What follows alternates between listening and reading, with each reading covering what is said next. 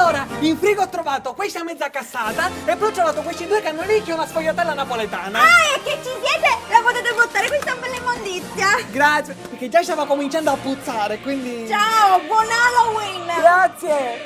Viva! You like to see something strange? Come with us and you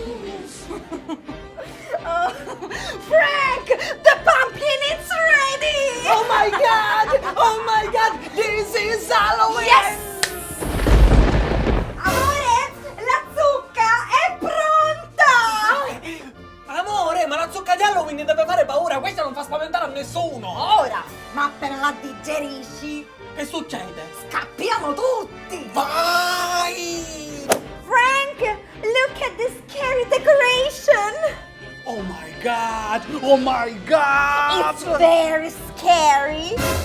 Ah, e con questo lo scheletro è appeso! Amore, va bene che sono magro, ma secondo me stiamo esagerando! Sei perfetto! Oh, amore, su Halloween ci sta sfuggendo di mano! Smettila! No, io... Vieni subito qua!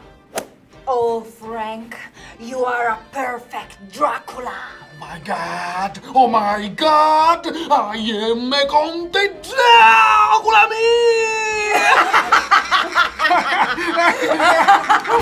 Amore, io capisco Halloween, gli americani, ma me lo spieghi perché mi stai vestendo da Scottex? Ma sei cretino? Ti sto vestendo da mummia! Ma perché le mummie che si rotolavano con la carta igienica? Si vede che quando morivano cacavano di più! Ma che teoria è? Devi stare Ma che- zitto! And the ghost killed. And now, horror movie! Yeah! Horror movie! Horror movie!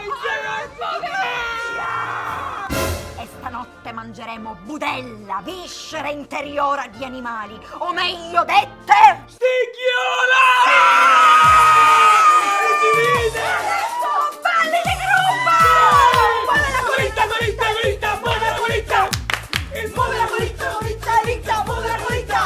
Baila, baila!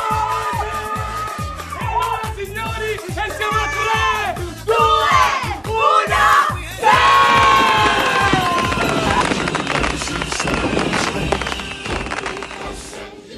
Oh, certo è che questi americani dove si mettono, funzionano, Ma vero, no come noi che per la festa dei morti non abbiamo nemmeno una tradizione. Niente, noi non ci abbiamo niente. Infatti lo sai che cosa ti dico? Il prossimo anno per i morti ce ne andiamo in America. Giusto, perché qua non c'è niente. Niente, con una tradizione la potrebbero mettere.